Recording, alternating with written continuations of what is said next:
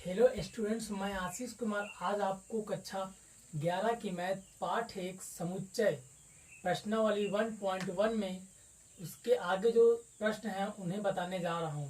इसके पहले मैंने एक दो वीडियो बना चुके हैं जिसमें इसके पिछले वाले जो प्रश्न हैं उनके आंसर उसमें सॉल्यूशन सहित अच्छी तरीके से बताए हैं मैंने, तो आप उन्हें देख सकते हैं। तो आज हम आपको लेकर चलते हैं प्रश्न नंबर 4 और प्रश्न नंबर 5 के जो भी प्रश्न हैं इनके सॉल्यूशन कैसे होंगे विस्तार पूर्वक बताते हुए चलते हैं। तो आप हमारे साथ बने रहिए इस वीडियो में। चलिए देखिए, तो प्रश्न नंबर 4 कह रहा है निम्न समुच्चयों को समुच्चय निर्माण रूप में व्यक्त करो। यहाँ पे आपका सबसे महत्वपूर्ण है समुच्चय निर्माण। समुच्चय निर्माण या फिर से हम लोग कह सकते हैं कि गुणविद, चाहे आप समुच्चय निर्माण कहिए, निर्माण या फिर गुणविद, तो इसका निर्माण करना है। ये आपको अंकों में दिया है, आपको शब्दों में व्यक्त करना है, शब्दों में निर्माण करना है कि ये कैसे आया। और जो इसके बाद वाला क्वेश्चन है प्रश्न नंबर 5 कह रहा निम्न समुच्चयों के सभी अवयवों को सूचीबद्ध कीजिए। सूचीबद्ध या तालिका भी कहते हैं इसे, सूचीबद्ध या तालिका में कीजिए। तो यहाँ पर क्या है, यहाँ पे शब्दों में दर्शाया गया है। इनको आप सूची में करना, इनको सूचीबद्ध में करना है और इनको आप निर्माण रूप में व्यक्त करना।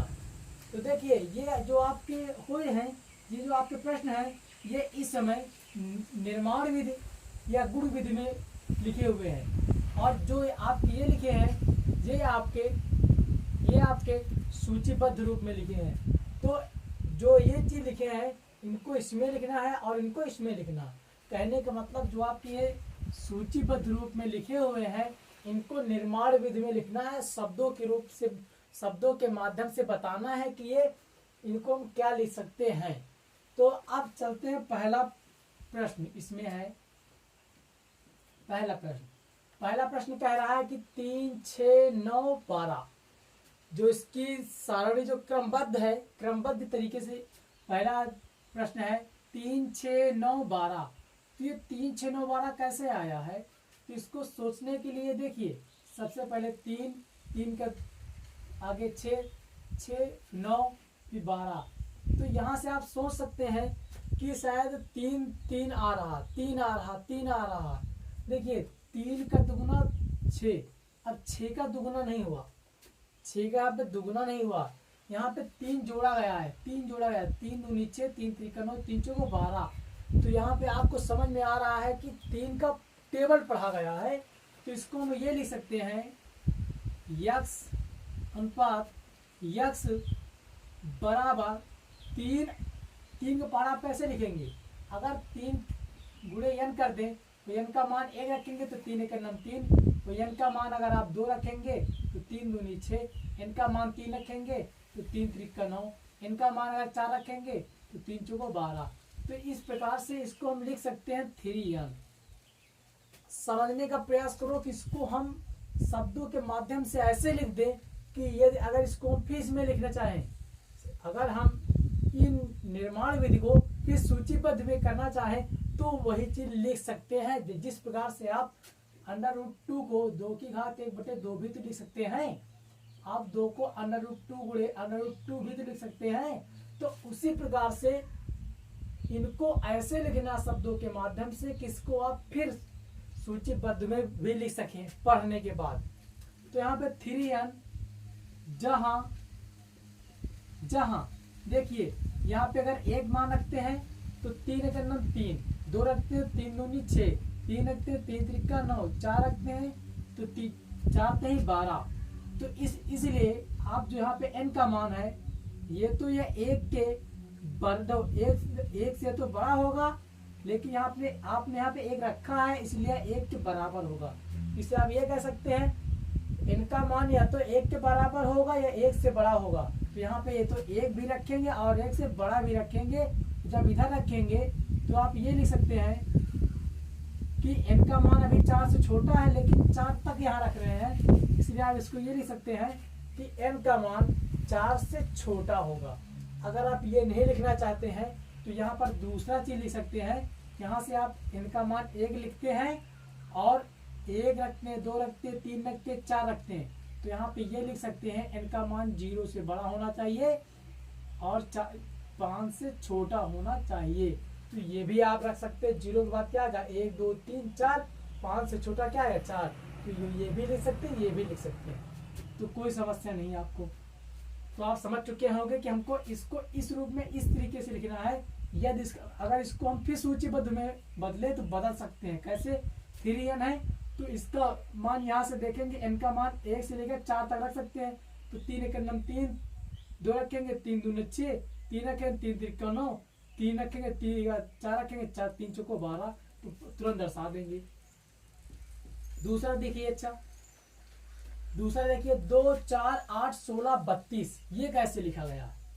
2 4 8 16 32, तो यहाँ आप बता सकते हो। देखिए अगर यहाँ पे 2 लिखा गया है तो 2, अगर इसको 12, अगर इसको भी 12 के रूप में लिखें तो 2 12 लिखते हैं। अगर 1 यहाँ रखेंगे तो 2 का नाम 2, 2 रखेंगे 2 दूना 4, 3 रखेंगे 3 दूनी 6, ये बेकार हो गया। तो इसका मतलब यहाँ 2 है, 2 की घात 1, 2 की घात 2, 2 की घात 3, 2 की घात 4, 2 की घात 5। तो यहाँ पे कैसे इसको बताया गया कि यदि अगर आप x बराबर 2 की घात n रखें, 2 की घात n का मतलब है 2 की घात अगर 1 लेंगे तो 2 आएगा, 2 की घात 2 लेंगे तो 4 आएगा, 2 की घात 3 लेंगे तो 8 आएगा, 2 की घात 4 लेंगे 16 आएगा, अर्थात 2 को 4 बार उड़ा करके 16 आएगा। तो यहाँ पे कौन सा नियम लग रहा है? 2 की घात n। तो 2 की घात n अगर करते हैं इसका मान आता जाए कहाँ तक मुझे लेना है? 32 तक। तो 32 कब आता है? जब 2 की घात हम 5 रखते हैं तब हमारा 32 आता है। इसलिए लिखेंगे तथा n का मान कहाँ से लेकर? 1 से लेकर, तो यहाँ पर 1 लिखेंगे या तो n का मान 1 से बड़ा होना चाहिए या बराबर। तो बराबर से लेकर कितनी घात रखना? 5। तो यहाँ पर लिख सकते हैं n का मान 4। देखिए यहाँ पे 5 रखेंगे, n का मान 5 से यहाँ पे छोटा है, ये गलत हो जाएगा। तो इससे लिखने से ये हो जाएगा कि n का मान 5 के बराबर भी रख सकते हैं और छोटा भी। तो यहाँ 1 से लेकर 5 तक का मान हम रखेंगे। तो इस प्रकार से 1 से लेकर 5 तक इसमें मान रखोगे तो आपका ये सूचीबद्ध, आपको ये तालिका मिल जाएगी। तो आपको समझ में आ रहा होगा कुछ। इसी प्रकार तीसरा देखते हैं। तीसरा देखिए जरा, सबसे पहले x ले लेंगे। देखिए यहाँ पे 5 25 125 625, तो यहाँ पे आपको क्या मिल रहा है? 25, 5 का वर्ग है, 5 का क्यूब है, 5 की घात 4, 5 की घात 4 है। तो इससे आपको क्या समझ में आ रहा होगा कि 5 की 1 घात 2 घात 3 घात 4 घात। तो यहाँ पर x बराबर 5 की घात आप लिख सकते हैं n। तथा समझ में आ रहा किस प्रकार से मुझे लिखना है? इसको देखकर कि ये किस रूप में फैला हुआ है उसी को मुझे समेट कर लिखना है। तो यहाँ पे लिख सकते हैं n का मान जो होगा 5 की घात 1 से लेकर 1 है, 2 है, 3 है, 4 है। तो n का मान 1 से बड़ा या 1 के बराबर और 4 से छोटा या 4 के बराबर। तो यहाँ पर 1 से लेकर 4 इसका मान होगा, 4 तक रखेंगे तो हमारी इतनी सारणी प्राप्त हो जाएगी। तो आपको समझ में आ रहा होगा। चौथा देखते हैं। यहाँ पे देखिए 2 4 6 10, यहाँ पे है आपका 2 4 6, इसका मतलब 8 10 12। तो यहाँ पे आपको क्या दिख रहा है? क्या आपको कैसा लग रहा है कि यहाँ पे क्या हम लिख सकते हैं? तो ये जो आपको दिख रही है सभी सम संख्याएं दिख रही हैं, 2 2 का अंतर आपका इसमें दिख रहा है। तो ये सभी आपकी सम संख्याएं हैं। तो इसको हम ये लिख सकते हैं कि x बराबर ये भी लिख सकते हैं x एक सम संख्या है, x एक सम संख्या है। तो इस प्रकार से जो प्रश्न नंबर 4 के हैं सारे इनके हल बता चुके हैं। तो हम देखते हैं यहाँ पे प्रश्न नंबर 5। इसमें मुझे ये करना है कि जो ये आपके प्रश्न दिए हैं अभी आपके सूचीबद्ध आपके सारणी में दिए हुए थे, तो मैं इसको निर्माण में कर रहा था। अब आपके ये निर्माण में दिए हुए हैं, इसको सारणी में करना है, जस्ट अपोजिट, अपोजिट उल्टा विपरीत। तो यहाँ पे x देखिए अब करना कैसे है, तो यहाँ पे जिसका पहला आंसर हो जाएगा a बराबर, देखिए x एक विषम प्राकृत संख्या है, तो इसको पढ़िए। तो x एक विषम प्राकृत संख्या है, तो जो संख्या है विषम है और प्राकृत संख्या है, तो विषम प्राकृत संख्या क्या होती हैं, 1 3 5 7 डैश। बस यही हो गया आपका आंसर, हो गया आंसर आपका, क्योंकि यहाँ पे कह रहा कि x एक विषम प्राकृत संख्या है, तो यहाँ पे विषम प्राकृत संख्या है, इसको मैंने सूचीबद्ध इसको मैंने आपको सूचीबद्ध में दर्शा दिया। समझ पा रहे हैं। दूसरा देखते हैं, दूसरा देखिए, कह रहा x एक पूर्णांक है जहां माइनस जो x का मान है -1/2 से लेकर 9/2 के बीच में होना चाहिए। तो -1/2 से बड़ा और 9/2 से छोटा। तो यहाँ पे अगर एक आप संख्या रेखा लेते हैं तो यहाँ पे 0 होगा, यहाँ पे एक माइनस का 1 होगा, तो -1/2 अर्थात इससे भी छोटा -1/2। तो यहाँ पे दिया 9/2, 9/2 का मतलब अगर भाग काटेंगे इसको हम 9/2 को 2 से भाग करेंगे तो यहाँ पे आएगा जाएगा 4.5 आ जाएगा। 4.5 का मतलब 4.5। तो यहाँ पे 1 2 3 4 4.5। तो इसका मतलब जो x का मान है ये 1/2 से 4.5 के बीच में होना चाहिए। तो इसके बीच में संख्याएं आपकी 0 1 2 3 4 आ रही हैं, जो कि आपकी क्या है, पूर्णांक संख्या है। इसलिए इसको हम लिख सकते हैं b बराबर 0 1 2 3 4। 4 मैंने क्यों लिखा, क्योंकि 9 है, 9 का आधा 4.5 होगा, जो 4 है 4.5 के बीच में संख्याएं आ रही हैं। तो इस प्रकार से आपका ये भी हो गया। चलिए तीसरा देखते हैं, c बराबर, कह रहा x एक पूर्णांक है, कह रहा x एक पूर्णांक है जहां x² का जो मान है 4 के बराबर या 4 से छोटा है। तो अब यहाँ सोचो x एक पूर्णांक है और जो x² का मान होगा 4 के बराबर या 4 से छोटा होगा। तो सबसे पहले देखते हैं कि x² का मान अगर हम 0 रखें, 0 का स्क्वायर करेंगे तो 0 ही आएगा। अगर हम 1 का स्क्वायर करेंगे तो 1 ही आएगा, 2 का स्क्वायर करेंगे तो 4 आ जाएगा।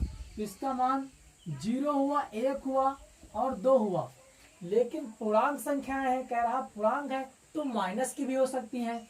माइनस की 1 का अगर स्क्वायर करेंगे तब भी आपका प्लस का 1 होगा, और जो कि 0 से बड़ी 2 जो कि 4 से छोटी है, 4 से छोटी है, अगर माइनस का 2 का स्क्वायर करेंगे तो आपका हो जाएगा 4। तो इसका मतलब ये हुआ, देखिए 4 के बराबर होंगे तो ये माइनस का 2 का मान भी 4 के बराबर है, और -1 का मान 4 से छोटा है, 2 का मान 4 के बराबर है, 1 का मान 4 से छोटा है, 0 का मान भी 4 से छोटा है। तो इस प्रकार से इनके बीच में ये संख्याएं आएंगी। तो यहाँ पे आपका हो जाएगा -2, -1, 0 1 और 2। अगर इतने मान हम x² के स्थान पर रख दें तो 4 के बराबर या 4 से छोटे होंगे, उनसे बड़े नहीं होंगे। तो इस प्रकार से आप समझ चुके हैं। चलिए देखते हैं तीसरा, देखते हैं चौथा, देखते हैं। चौथा कह रहा है कि लॉयल शब्द का एक अक्षर है, तो इसमें कुछ नहीं करना है, इसमें हमें केवल सबको अलग अलग लिख देना, कॉमन लगा देना है। L L O Y A।